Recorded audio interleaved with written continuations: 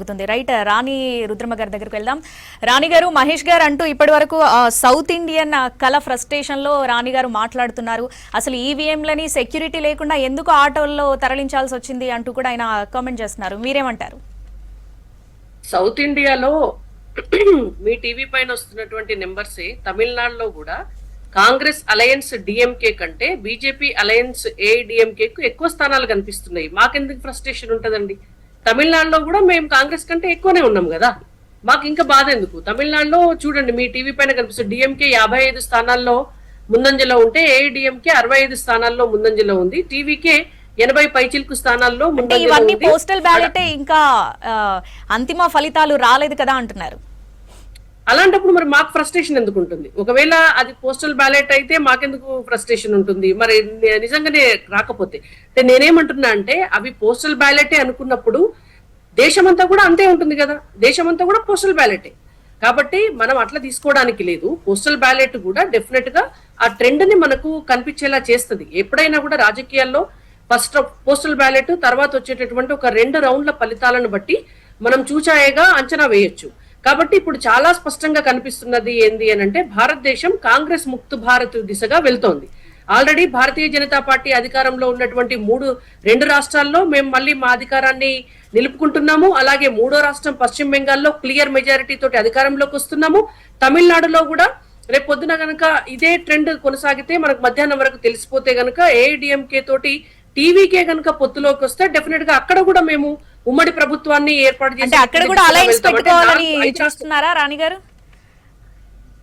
Definite గా తప్పేముందండి alliance లో? ఇప్పుడు ఆల్రెడీ ఇప్పుడు ఎలక్షన్ లోకి అలయన్స్ లోకి వెళ్ళాం కదా.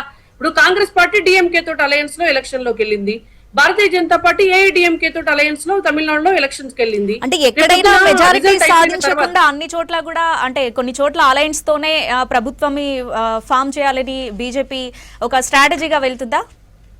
బీజేపీ అనే కాదు, ఏ పార్టీ అయినా కూడా 3 పార్టీలకు కొన్ని సీట్లు వచ్చినప్పుడు, ఎవరికి మెజారిటీ రానప్పుడు మళ్ళీ రీఎలక్షన్ కి వెళ్ళటం అనేటువంటి దానికంటే కూడా నిజంగా కూడా ప్రజలకి మంచి పరిపాలన ఇవ్వాలి, ఎన్నికలు అయ్యేటటువంటి ఇంత ఖర్చు మళ్ళీ పెట్టడం ఎందుకు అనేటువంటి భావన గనక ఉంటే, సైద్ధాంతిక పరమైనటువంటి విభేదాలు గనక లేకపోతే శక్తిగా ఎందుకు ప్రయత్నం చేయలేకపోతుంది బీజేపీ?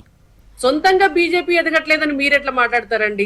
సొంతంగా ఎదగకపోతేనే భారతీయ జనతా పార్టీ ఇన్ని రాష్ట్రాల్లో అధికారంలో ఉందా? సొంతంగా ఎదగకపోతేనే పశ్చిమ బెంగాల్లో ఇవాళ మేము సింగిల్ గా అధికారంలోకి వస్తున్నామా? సొంతంగా ఎదగకపోతేనే తెలంగాణ రాష్ట్రంలో 17 ఎంపీ స్థానాలు ఉంటే అందులో 8 ఎంపీ స్థానాలు వచ్చినాయా, 2 ఎమ్మెల్సీ స్థానాలకు వచ్చేసరికి వేరు, అసెంబ్లీ స్థానాలకు వచ్చేసరికి కంప్లీట్ గా భిన్నంగా ఉంటుంది కదా పరిస్థితి. అసెంబ్లీ కూడా పశ్చిమ బెంగాల్ ఇప్పుడు అసెంబ్లీ ఎలక్షనే కదా, సొంతంగానే అధికారంలోకి వస్తున్నాం కదా. అస్సాంలో ఇప్పుడు జరిగేది అసెంబ్లీ ఎలక్షనే కదా, 3వ అధికారంలోకి వస్తున్నాం కదా.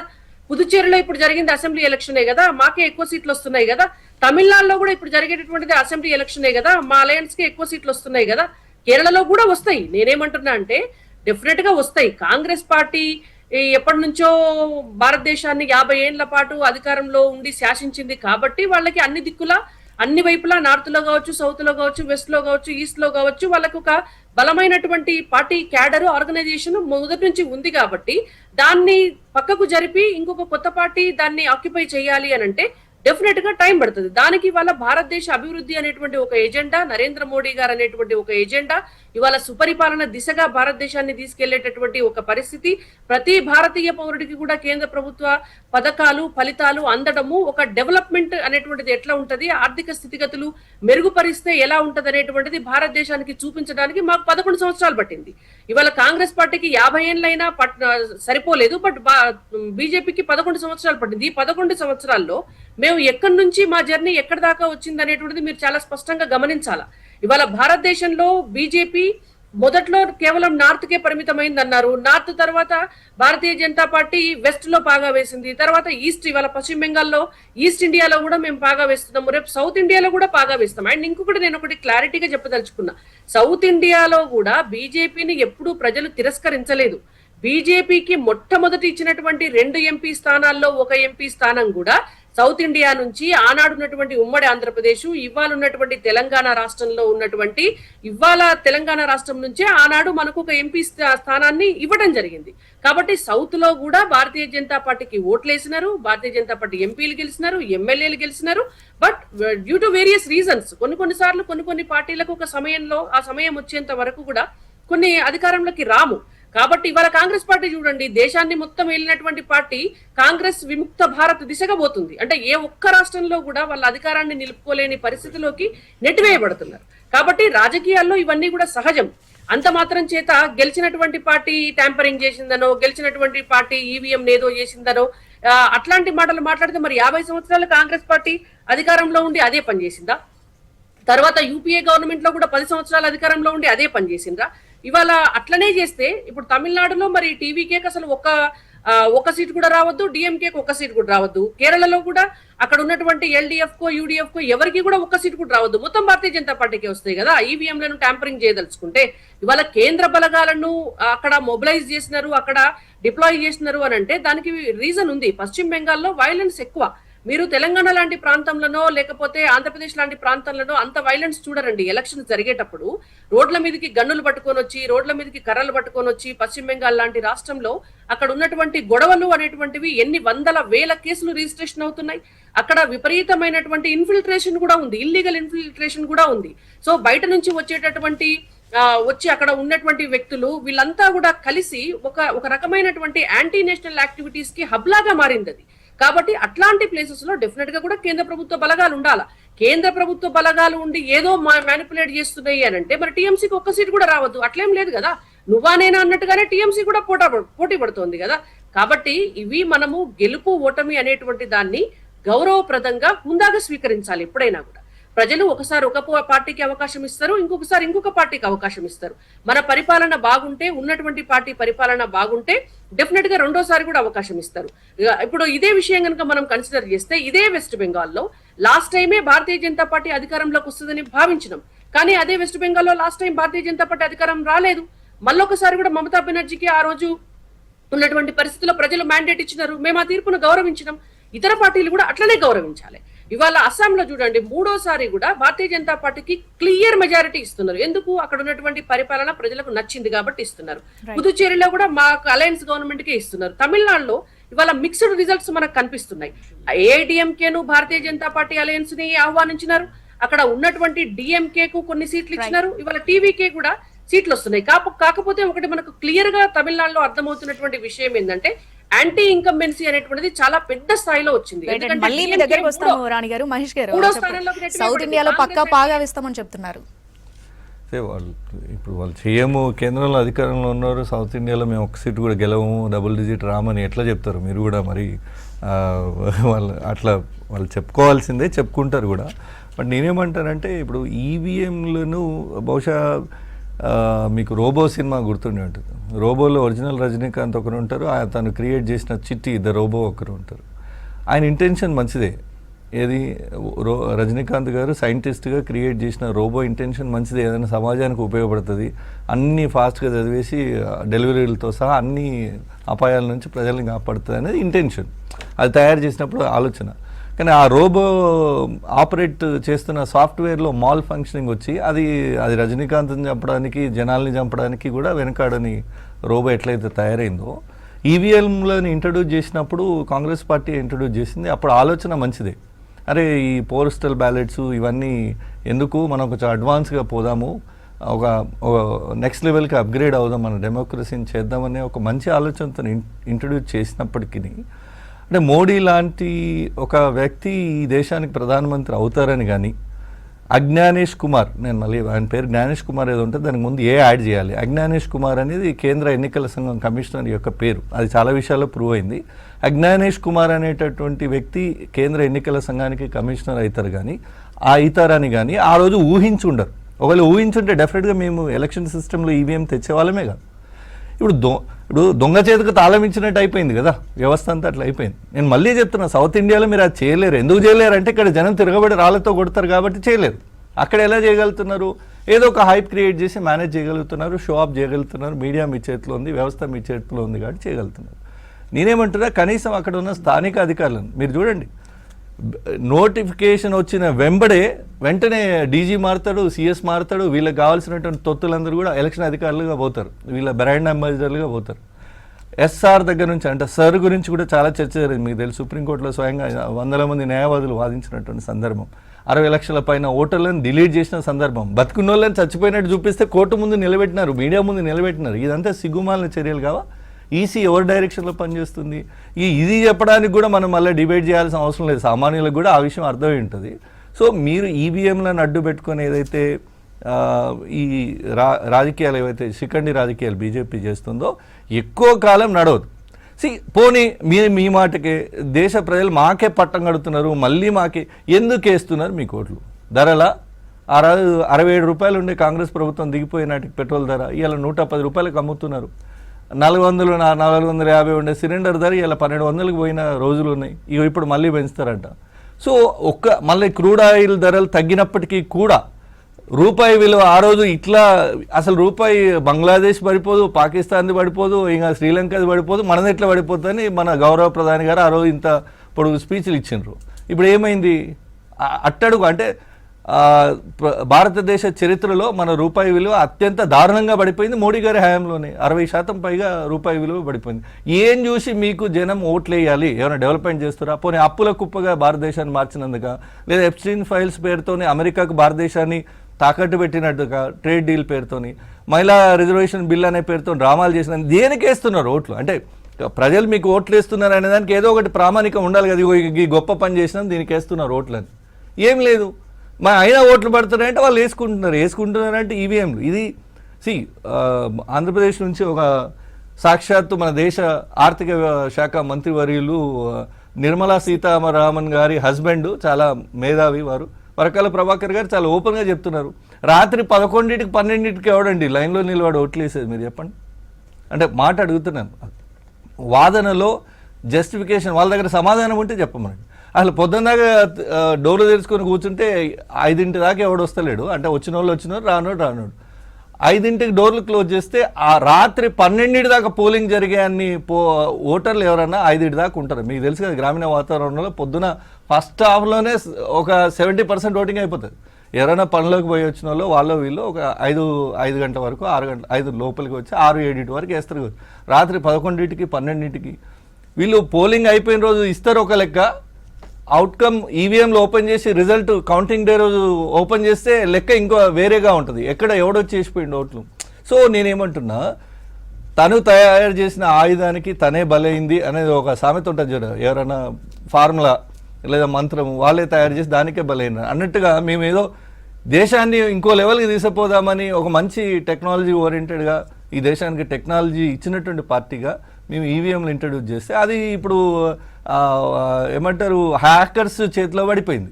ఈ దేశాన్ని నడుపుతున్నది ఈవీఎం హ్యాకర్స్. లిటరల్గా చెప్పాలంటే దేశ ప్రధాని అవనివ్వండి, కేంద్ర ఎన్నికల సంఘం అవనివ్వండి, అజ్ఞానేష్ కుమార్ అనే ఒక కేంద్ర ఎన్నికల సంఘం ప్రధాన కమిషనర్ అవనివ్వండి. ఇది ఒకటైతే రాణి గారు కానీ బీజేపీ నాయకత్వం కానీ ఒకవేళ ఎప్పుడన్నా పగటి కళ కాంగ్రెస్ ముక్త భారత్ అనే పగటి కళ ఏమైనా కనేది ఉంటే it will be rarely day dream, కానీ అది సాధ్యమయ్యే పని కాదు. మీరు ట్యాంపరింగ్ అంటే మరి తెలంగాణలో కాంగ్రెస్ ఎట్లా గవర్నమెంట్ ఫామ్ చేస్తుంది అని అంటున్నారు. తెలంగాణలో అదే చెప్తున్నా, మీకు సౌత్ ఇండియాలో మిమ్మల్ని జనాలు నమ్మే పరిస్థితి లేదు, మీరు ఇక్కడ ఈ హైప్ క్రియేట్ చేసుకోలేరు కాబట్టి ఇక్కడ చేరువాళ్ళు. ఓ 2 రాష్ట్రాలు ఇటు అంటే ఎక్కడైతే ప్రతిపక్ష పార్టీలు కాంగ్రెస్ ఇతర ప్రాంతీయ పార్టీలు గట్టిగా ఉన్న దగ్గర వీళ్ళు ఈ ప్రయోగాలు చేయరు.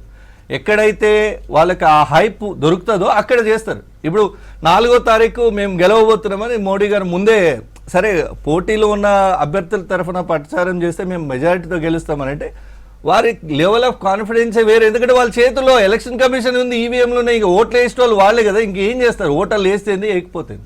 సో ఇదొకటి, ఒక వెస్ట్ బెంగాల్ మీద ఒక కుటిల రాజకీయం చేసి 60 లక్షల మంది ఓటర్లను డిలీట్ చేసి ఈ మాత్రం ఆ ఈవీఎంను చెప్పు చేతల్లో పెట్టుకొని సిబిఐ ఈడీలను ఎలక్షన్ కమిషన్లను వాళ్ళ చెప్పు చేతల్లో వాళ్ళ ఏజెంట్లుగా వాళ్ళ ప్రచార కార్యకర్తలుగా పెట్టుకొని ఏదో ఆట ఆడుతున్నారు. ఆడనివ్వండి, దేశ ప్రజలు రియలైజ్ అయ్యి కొంచెం అలర్ట్ అయిన రోజున ఈస్ట్ ఇండియాలో పాగా వేస్తున్నామన్నారు. వాళ్ళు ఈస్ట్ ఇండియా కంపెనీకి నిజంగా బీజేపీ ఒక రకమైన వారసత్వం ఉంది వాళ్ళకి. ఎందుకంటే గతంలో ఈస్ట్ ఇండియా కంపెనీకి అనుబంధంగా వాళ్ళకి తొత్తులుగా పనిచేసిన వాళ్ళే వీళ్ళ పూర్వీకులందరూ. అంటే బీజేపీ పార్టీ పూర్వ మూలాలన్నీ కూడా అందులోనే తేలుతాయి కాబట్టి. సో వాళ్ళు డెఫినెట్గా ఈస్ట్ ఇండియా కంపెనీకి ఏ గతి పట్టిందో, ఏదైతే బ్రిటిష్ వాళ్ళని ఈ దేశం నుంచి వెళ్ళగొట్టిందో బీజేపీ వాళ్ళని కూడా వెళ్ళగొట్టే రోజులు ఖచ్చితంగా వస్తాయి. కొంచెం టైం పడుతుంది. దేనికైనా మంచికి పెద్ద big things will take time to happen అంటారు. అంటే పెద్ద పెద్ద విషయాలు జరగాలంటే ఖచ్చితంగా కొంత టైం పడుతుంది. దేశ ప్రజలు కూడా అన్ని అర్థం చేసుకున్నారు. రాబోయే జనరల్ ఎలక్షన్స్ వరకు మీరు ఓపిక పట్టండి. బీజేపీ ముక్త భారత్ కాదు, ఇంకా బీజేపీని 100 ఫీట్ల లోపల పాతరేసే భారత్ తయారు కాబోతుంది. ఎప్పుడు కూడా బీజేపీ నాయకులు కాంగ్రెస్ ముక్త భారత్ అనే పగటికాలంలో మీరు పడొద్దు. ఎందుకంటే దేశానికి స్వాతంత్రం తెచ్చిన పార్టీగా ఈ స్థాయిలో నిలబెడితే 4వ ఆర్థిక శక్తిగా దేశాన్ని నిలబెట్టిన కాంగ్రెస్ పార్టీ ఇలా వీళ్ళకి అధికారం ప్రజలు నమ్మి 3వ టర్మ్ అధికారంలో ఇస్తే నువ్వు రూపాయి విలువ చూడు, పెట్రోల్ ధరలు చూడు, నిత్యావసర ధరలు చూడు, విదేశాలతో దౌత్య సంబంధాలు చూడండి. సో అన్ని రకాలుగా ఈ దేశాన్ని సర్వనాశనం చేసినాక వాళ్ళు విడిచిపెట్టేటట్టు లేరు. అన్ని జాలయనే అండమాన్ నికోబార్లో ఒక అడవులు, దట్టమైన అడవులు ఈ దేశానికి ఉన్న ఒక న్యాచురల్ ప్రకృతి సంపదను కూడా అదానికి కట్టబెడుతున్నారు. ఇంకేంది ఈ దేశాన్ని ఎవరు నడుపుతున్నాడంటే Modi front face back face ఒక బిజినెస్ మ్యాన్ అదాన్ని నడుపుతున్నాడు. ఇది మన దేశంలో. ఇంకోటి ఎలక్షన్ అంటే ఈవీఎం అండ్ ఎలక్షన్ కమిషన్ నడుపుతుంది. ఇంకేముంది చెప్పండి దీనిలో? ఇందులో ప్రజాస్వామ్యం ఏముంది? దీని జనాలు ఓట్లు వేసిన వాడు ఎవడు, దాని గురించి చర్చ ఏముంది? నన్ను అడిగితే సింపుల్గా ఇది ఈవీఎం ఏదైతే నెంబర్స్ బీజేపీ క్లెయిమ్ చేస్తుందో ఇది ఈవీఎంస్, సెంట్రల్ ఎలక్షన్ కమిషను, తర్వాత అక్కడ ఉన్నటువంటి వ్యవస్థ ఇస్తున్నటువంటి బహుమానంగానే చూడాలి తప్ప Gyanesh Kumar central election commissioner chief commissioner చేసినందుకు కృతజ్ఞతగా ఈ దేశాన్ని ప్రజాస్వామ్యాన్ని ఈయన తాకట్టు పెడుతున్నాడు. మోడీని ప్రధాని చేసినందుకు దేశాన్ని అమెరికాకు ఆయన తాకట్టు పెడుతున్నాడు. ఇప్పుడు వారిద్దరూ మాట్లాడిన అంశాల్లో ప్రధానంగా election commission of India and EVMs ప్రధానంగా చర్చకి వచ్చాయి. అండ్ ఇది పశ్చిమ బెంగాల్లో మమతా బెనర్జీ తృణమూల్ కాంగ్రెస్ తరఫున ఈసారి ఎప్పుడూ లేనంతగా ఎలక్షన్ కమిషన్ ఆఫ్ ఇండియాని ఒక పార్టీగా చేసి చూపించగలిగారు. అంటే నిజానికి ఒక నిష్పాక్షికమైన అంపైర్గా ఉండాలి ECI, election commission of India, chief election commissioner. అట్లా లేరు అని చూపించడానికి ఆవిడ శతధా ప్రయత్నం చేశారు. అంతకుముందు కూడా రాహుల్ గాంధీ బీహార్లో కూడా చేశారు. నిజంగా కూడా అది దేశం బాధ్యత. అంటే ఒకళ్ళ మీద అంత పెద్ద ఒక వ్యవస్థ మీద ప్రతిపక్షాలు మరీ ఇంత తీవ్రంగా దుమ్మెత్తిపోయడం కానీ అనడం కానీ, అంటే నిజానికి ప్రజలకి ఒక విశ్వాసం కల్పించాలి. అంటే ఎలక్షన్ కమిషన్ ఆఫ్ ఇండియా స్వతంత్రమైనది అనేది. దానికి బోడంత హిస్టరీ ఉందనుకోండి. ఇంతకుముందు ఒకే ఎలక్షన్ కమిషనర్ ఉండేవారు. పివి నరసింహారావు గారు వచ్చాక ఇంకొక ఇద్దరిని చేర్చారు. అది 3 అయ్యింది. తర్వాత దాని మార్పులు జరుగుతూ వచ్చింది. కానీ యాక్చువల్గా ఈసీఐ చీఫ్ ఎలక్షన్ కమిషనర్ని కానీ కమిషనర్ని కానీ ఎంపిక చేసే విధానంలోనే లోపం ఉంది.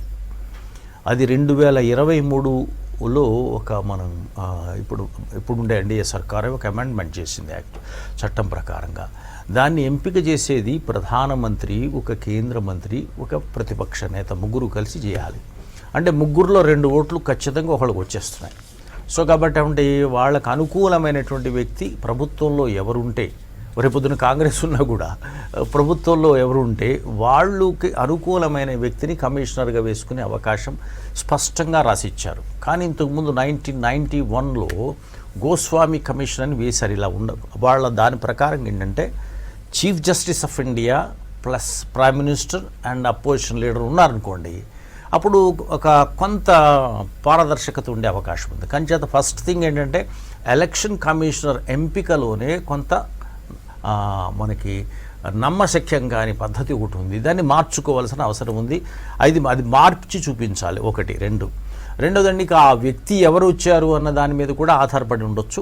ఫస్ట్ తీసేసి ఇక ఈవీఎంస్కి వచ్చేసరికి ఈవీఎంస్ తేవడానికి భారతీయ జనతా పార్టీకి ఎంత చరిత్ర ఉందో కాంగ్రెస్ పార్టీకి కూడా అంతే చరిత్ర ఉందో వారు చెప్పారు కూడా.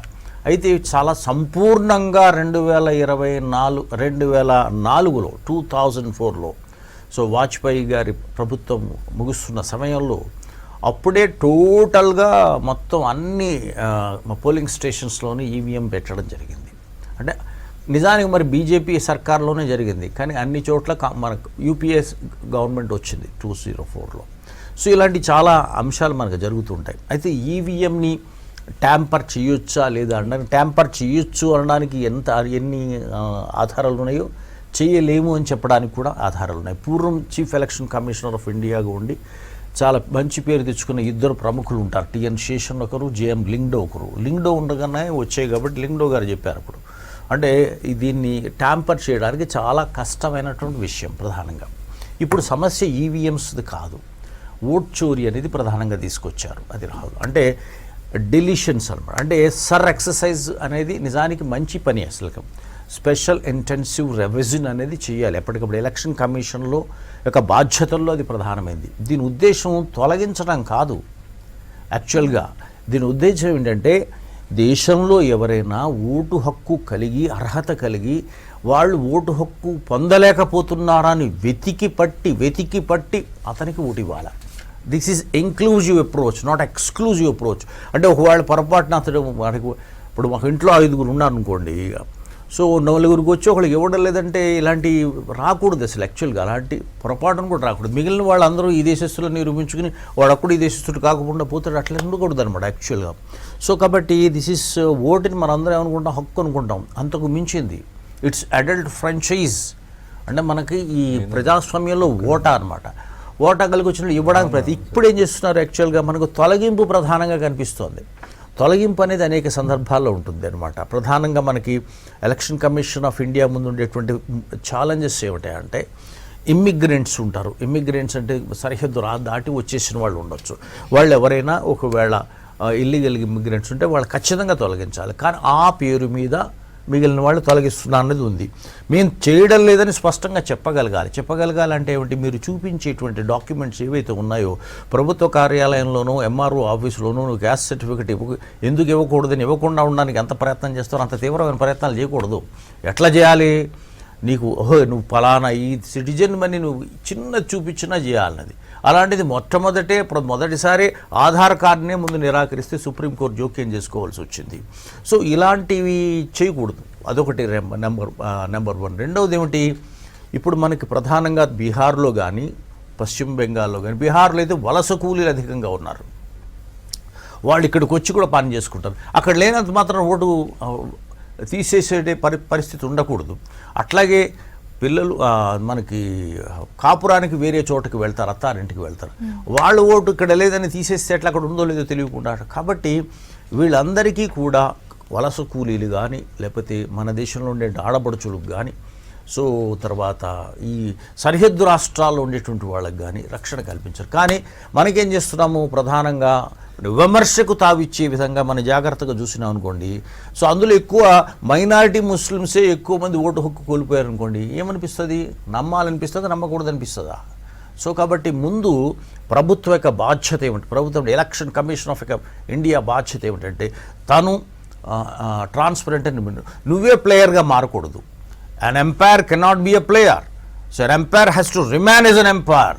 సో అట్లాంటి పరిస్థితి లేని ఇవాళ భారతదేశ ప్రజాస్వామ్యానికి ఒకవేళ ఎవరు గెలిచినా భారతీయ జనతా పార్టీయే అధికారంలో ఉన్న మరొకరు ఉన్న దేశంలో అది నిరూపించాల్సిన అవసరం ఉంది. అట్లాగే పశ్చిమ బెంగాల్ విషయానికి వచ్చేటప్పటికి ఆవిడ రాజకీయంగా చూసుకున్నప్పుడు చాలా సక్సెస్ఫుల్గా అవతల పార్టీ బీజేపీ కాదు, అవతల పార్టీ ఉన్నది ఈసీఐ అని చెప్తున్నారు. అంత స్పష్టంగా చెప్తున్నారు అంటే అప్పుడు ఒకవేళ నిజంగా ఆమె తక్కువ వచ్చినా ఎక్కువ వచ్చినా గెలిపోయితే ఎలా గెలిచారన్నది కూడా ఆశ్చర్యపోవచ్చు. ఒకవేళ ఓటమి అనుకోండి, ఆవిడ ఓటమి కాదని కూడా చెప్పుకోవచ్చు. రైట్, ఒకసారి తమిళనాడు అప్డేట్స్ చూద్దాం సార్.